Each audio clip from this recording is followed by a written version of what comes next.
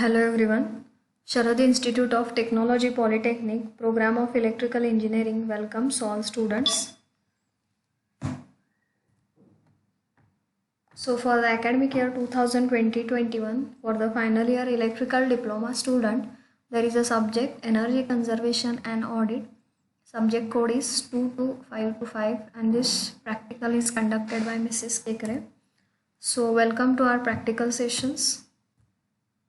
So up till now we have covered first, third, fourth, fifth, 7th, 8th, 9th, 10th, 11th practicals. Out of these, most practicals are theory based practicals. So today we'll see 12th practical, that is prepare an energy audit report phase 3. Remember that from 10th, that is 10th practical is prepare an energy audit report phase 1, 11th is phase 2 and last is phase 3. याच्यामध्ये आपण फक्त काय बघतोय की reports कसे असतात energy ऑडिटचे ते आपण बघतोय. याच्यामध्ये ॲक्च्युअल प्रॅक्टिकल आपण केलेलं नाही. We are just looking for the energy audit reports. Okay, so let's start. So this is practical number 15. Prepare an energy audit report phase 3. Practical significance.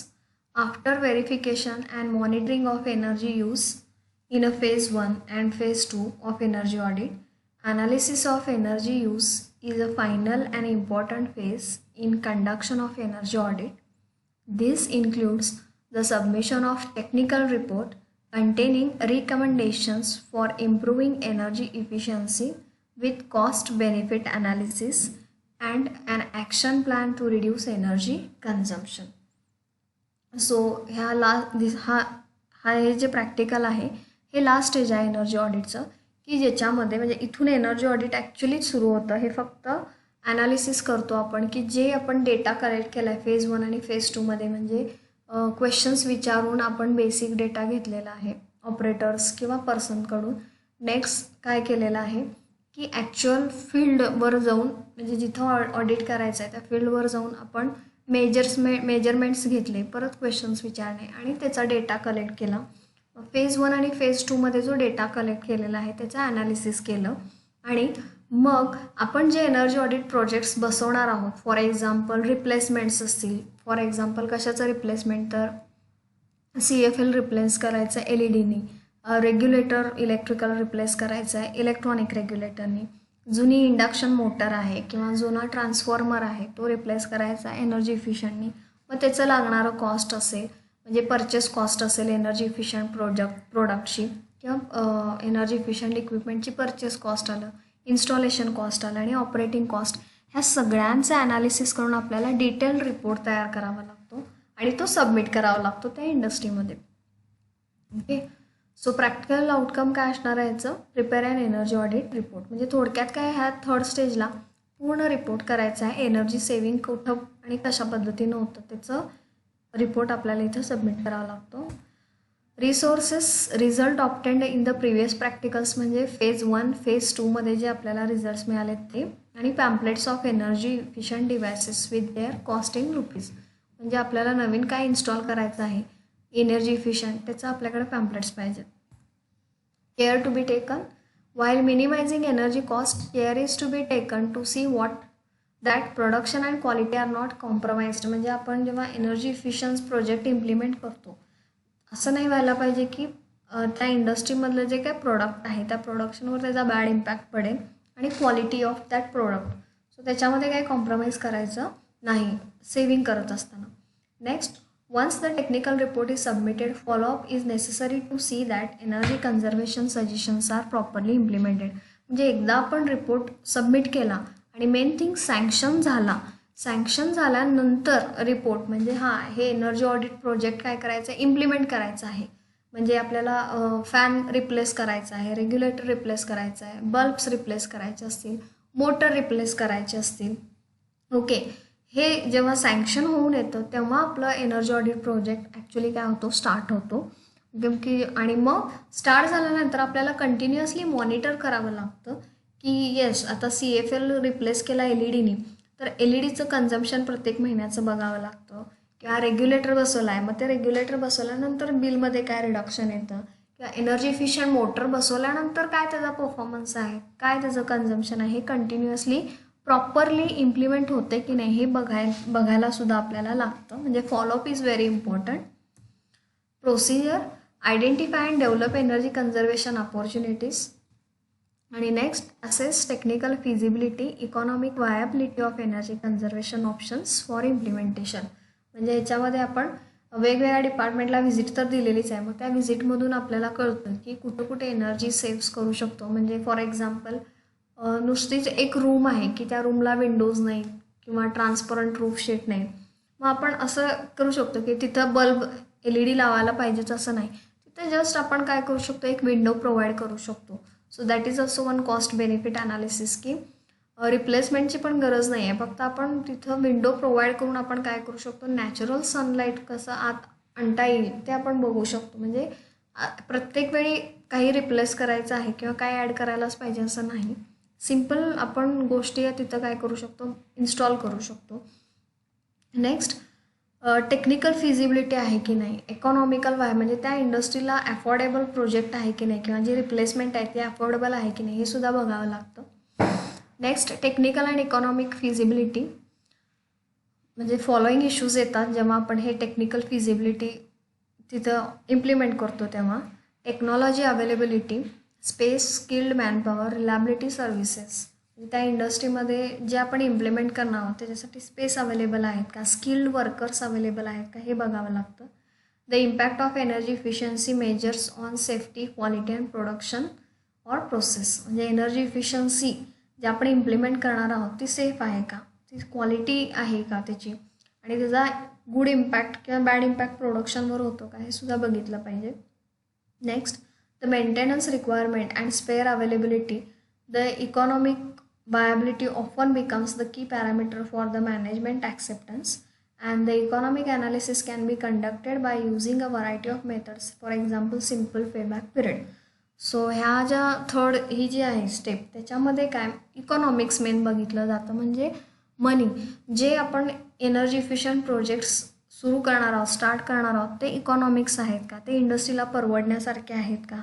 मग जर परवडण्यासारखे असतील तर त्याचा पेबॅक पिरियड किती असेल. म्हणजे आपण लेक्चर्समध्ये बघितले पेबॅक पिरियड. म्हणजे सपोज 5 लाख रुपये इन्व्हेस्ट करणार असू आणि 5 लाख रुपये 14 वर्षानंतर रिटर्न मिळणार असेल 5 लाखवरचं, तर तो प्रोजेक्ट इम्प्लिमेंट केला नाही तर बेटर होऊ शकतं. म्हणजे हे आपण प्रॉब्लेम्समध्ये बघितलं होतं लेक्चर सेशनमध्ये. तर अशा पद्धतीचं जर असेल, म्हणजे इन्व्हेस्टमेंट जास्त असेल आणि पेबॅक पिरियडसुद्धा जास्त असेल, तर ते एनर्जी ऑडिट प्रोजेक्ट जो आहे तो इम्प्लिमेंट न केलेला बरा. कारण पेबॅक पिरियड हा जास्त असेल then it is not economical and affordable also. Okay, so ते आपण बघायला पाहिजे. आणि last, prepare the audit report comprising implementation of conservation techniques with आणि without investment and payback period etcetera and submit to the top management. म्हणजे हे सगळं जे आपण करणार आहोत कॉस्ट बेनिफिट अनालिसिस, म्हणजे बिफोर आणि आफ्टर.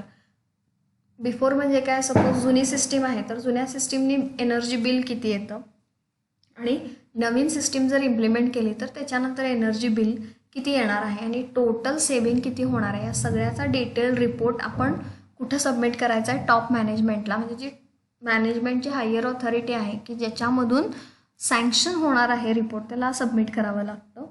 ओके, सो हे सगळे प्रोसिजर कशामध्ये येते, एनर्जी ऑडिट रिपोर्ट फेज 3मध्ये येतं.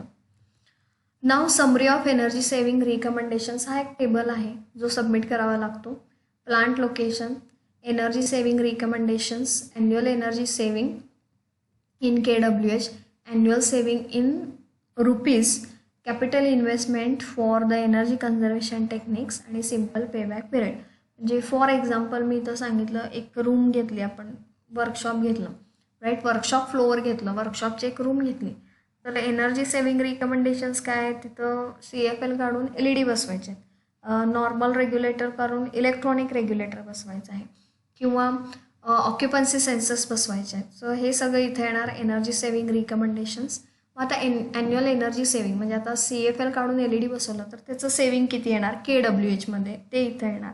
रेग्युलेटरचं इथं काय येणार, सेविंग येणार. Okay, annual saving in rupees म्हणजे कॉस्ट, ह्याला काय करायचं, जे काय इथं सेविंग येणार आहे त्याला इंटू टॅरिफनी मल्टिप्लाय करायचं. म्हणजे कॉस्ट काय आहे इलेक्ट्रिसिटीची 7 रुपये पर युनिट असेल, 4 रुपये, तर त्याला इथं सेविंगनं मल्टिप्लाय करायचं, ते इथं येणार. कॅपिटल इन्व्हेस्ट म्हणजे त्या LED ची कॉस्ट इथे येणार. ओके, LED ची कॉस्ट असेल, रेग्युलेटरची कॉस्ट ह्या कॉलममध्ये येणार. Next simple payback period. Payback पिरियडचं आपण डेफिनेशन बघितलं की capital investment divided by annual saving. म्हणजे हा कॉलम जो आहे capital investment divided by annual saving केलं की आपल्याला इथं काय मिळतं, सिम्पल पेबॅक पिरियड. असं प्रत्येकाचा पेबॅक पिरियड येणार. LED चा किती आहे, रेग्युलेटरचा किती आहे, एनर्जी इफिशियंट मोटरचा किती आहे ते येणार. आणि इथं फॉर्म्युला दिलेलाच आहे सिम्पल पेबॅक पिरियडचा, investment divided by net saving into 12 म्हणजे काय ॲन्युअल आहे ना, सो त्याला काय केलेलं आहे, इंटू 12 केलेलं आहे. सो अशा पद्धतीचं काय आहे रिपोर्ट किंवा अशा पद्धतीचं आपल्याला टेबल तयार करावा लागतो की ज्याच्यामध्ये पेबॅक पिरियड आणि कॅपिटल इन्व्हेस्टमेंट हे सगळं शो करतं ते. सो रिझल्ट काय येणार आहे, आता आपण ह्या तिन्ही प्रॅक्टिकल्समध्ये फेज 1, फेज 2, फेज 3मध्ये फक्त आपण रिपोर्टचे फॉर्मॅट्स बघत आलेलो आहोत. ॲक्च्युअल प्रॅक्टिकल आपण केलेलं नाही, कारण आत्ताची कोरोना सिच्युएशन जी आहे त्याच्यामध्ये हे प्रॅक्टिकलला जाणं पॉसिबल नाही आहे, कारण काही इंडस्ट्री अलाउ करतील किंवा करणारही नाहीत. आणि बेसिकली ऑडिट ही शॉर्ट टर्म प्रोसेस नाही आहे, एक प्रॅक्टिकल किंवा 2 प्रॅक्टिकलमध्ये होणारी प्रोसेस नाही आहे. It takes a long time. Okay, मग आपण काय करू शकतो, तर ह्याच्यामध्ये रिपोर्टचे फॉर्मॅट काय काय आहेत ते आपण बघू शकतो. म्हणून हे प्रॅक्टिकल काय केलं मी इथं ॲज अ थेरी लर्निंग म्हणून घेतलेलं आहे.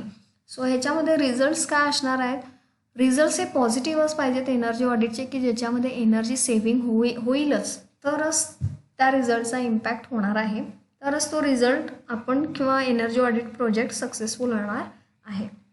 ओके, सो रिझल्ट्स काय मिळालं की आपल्याला ह्या म्हणजे फेज 1, फेज 2, फेज 3 या प्रॅक्टिकलमधून वेगवेगळ्या प्रकारचे टेबल्स कसे तयार करतात ते आपण बघितलं. नेक्स्ट इंटरप्रिटेशन ऑफ डेटा म्हणजे काय, जो रिझल्ट आहे ऑब्व्हियसली रिझल्ट काय असणार आहे, सेविंग्सच असणार आहे. मग सेविंग्सवरनं आपण काय करू शकतो की कशा पद्धतीचं इम्प्लिमेंट केल्यानंतर कुठे कुठे एनर्जी सेव्ह होते हे आपल्याला इंटरप्रिटेशन ऑफ द डेटामध्ये करायचं आहे. आणि कन्क्ल्युजन काय असणार आहे, with the energy audit project there will be reduction in energy saving, there will be reduction in energy consumption आणि huge saving will be achieved. So हे कशामध्ये येणार, कन्क्ल्युजन. म्हणजे कन्क्ल्युजनमध्ये काय की हा जो आपण एनर्जी ऑडिट प्रोजेक्ट केलेला आहे तो सक्सेसफुल झालेला आहे किंवा हा करायला पाहिजे किंवा नाही, हे सगळं कशामध्ये येणार, कन्क्ल्युजनमध्ये येणार. ओके, सो आपण मेनली काय बघितलेलं आहे, फक्त थेरी बघितलेलं आहे, ॲक्च्युअल प्रॅक्टिकल केलं नाही. ॲक्च्युअल प्रॅक्टिकल करायला one practical 2 actually it takes a time. म्हणजे 2 महिने, 3 महिने, 4 महिने हे आपण काय करतो, फक्त डेटा कलेक्ट करणे आणि अनालाइज करणे ह्याच्यामध्येच जातात. आणि मग इम्प्लिमेंट करायचं एनर्जी कन्झर्वेशन प्रोजेक्ट ह्याला परत काय जातात, खूप it will take 2 much days. So हे जे ऑडिट प्रॅक्टिकलमध्ये दिलेलं आहे त्यांनी 13, 14, 15 हे लगेच होण्यासारखं नाही आहे प्रॅक्टिकल. त्यामुळं आपण इथं काय केलेलं आहे, फक्त आणि फक्त आपण रिपोर्ट्स बघितलेले आहेत, ॲक्च्युअल प्रॅक्टिकल केलेलं नाही. Okay, so thank you for watching this video.